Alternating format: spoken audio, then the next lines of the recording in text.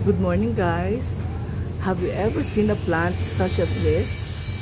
It is called Theca integrifolia, known as white bat flower or black lily. Kita niyo yung flower niya. Pag nag-mature siya, ang itsura niya parang paniki. And luckily, meron siyang little baby flower bud here sa side niya. Malaking klaseng plant. Sa malaking pot ko siya na ilagay. Supposedly dapat sa garden ko siya ilalagay. May balak akong ilipat, pero as of now parang malabo pa mangyari yun dahil mukhang mahirap pa siya i-transplant dahil baka magtampo. Tingnan nyo how special, how beautiful, how unique.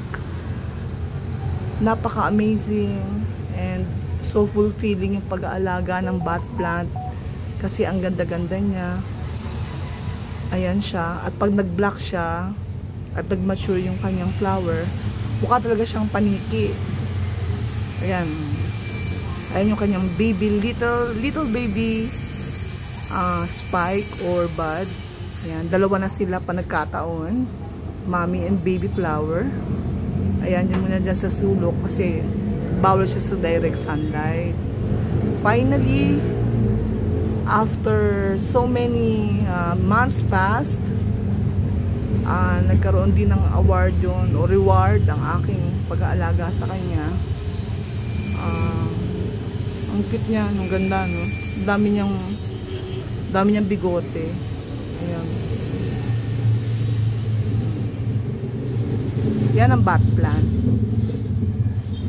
Hindi ka basta-basta makakahanap niyan kasi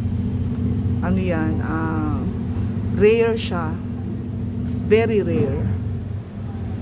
One of my collections. Syempre,